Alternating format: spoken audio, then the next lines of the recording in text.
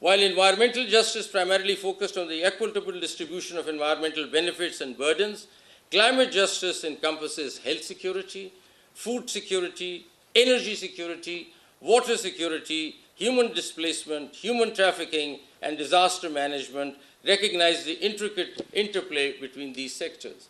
So a judge in Pakistan who is looking at climate justice is looking at a whole different world than a judge sitting in the north looking at climate justice, because he's just looking at mitigation, which is a very linear way of looking at climate justice. But I think the scope of adjudication in Pakistan changes when you look at climate justice in the global south. So for the global south, climate justice introduced a significant shift in jurisprudence. It demanded a more sophisticated and inclusive approach to adjudication, one that accounts for multidimensional impacts of climate change across multiple sectors. This necessitates remedies that go beyond retributive measures against polluters and instead adopts restorative and rehabilitative approaches.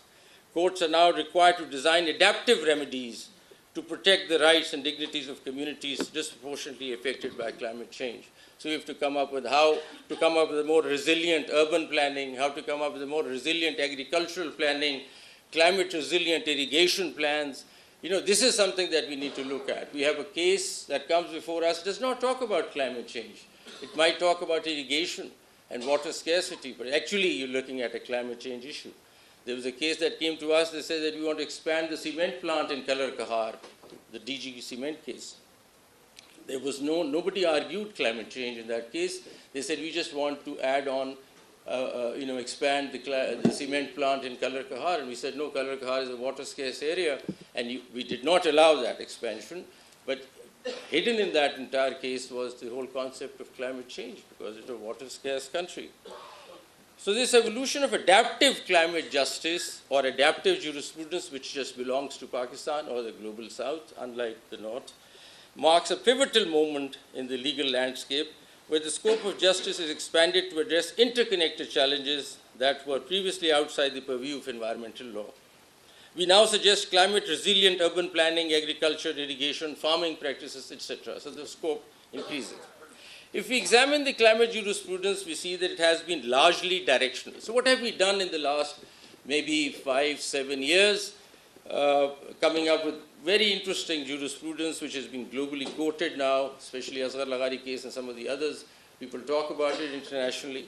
But what has happened in Pakistan? Has anything changed as far as climate justice is concerned? No, I would imagine. Because all we did was we gave directions. Please do fix this. Please go do fix this. Come up with a new plan to do this. But never figured out whether at all the government had political will, that's aside. Did they ever have the money to do this?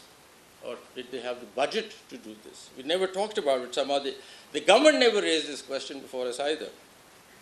So while the courts kept on directing in Asghar Laghari, DG Cement, and a number of other score of cases that we'll do this, CDA was directed to come up with a design which is climate resilient. All buildings in Islamabad should be urban climate resilient. But nothing really happened. The directions are there. They've been quoted all over the world. The jurisprudence is very robust and exciting, but nothing happens on the ground. So debate and discussion at the recent COP29 at Baku brought a fresh perspective of what is really not happening. To address these challenges, to achieve meaningful adaptation or to succeed in a claim for loss and damage caused due to climate change, climate finance becomes an indispensable lifeline. So climate change may be global, but the solutions are not shared equally.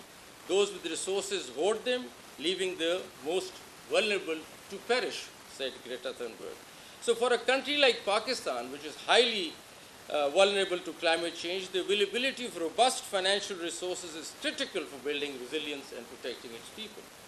Climate finance supports adaptive measures like food defenses, flood defenses, drought-resistant crops, sustainable urban infrastructure, and community-based disaster response systems. Climate finance ensures that individuals can live lives marked by dignity and security, with access to basic needs such as clean water, safe shelter, reliable food supplies. So in essence, climate finance is not just an economic necessity, it is a moral imperative.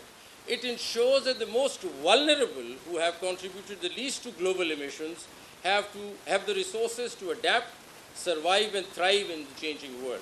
For Pakistan, climate finance is not merely a tool for policy, it is the foundation of hope for the future where every citizen can live with dignity, security and promise of a better tomorrow.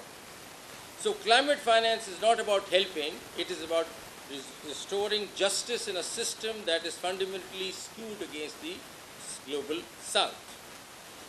Climate finance refers to what? Where do we get this climate finance? So climate finance refers to local, national or transnational financing drawn from public, private and alternative sources of financing that seeks to support adaptation actions that will address climate change. Its origins trace back to the 1992 United Nations Framework Convention on Climate Change, the UNFCCC, which is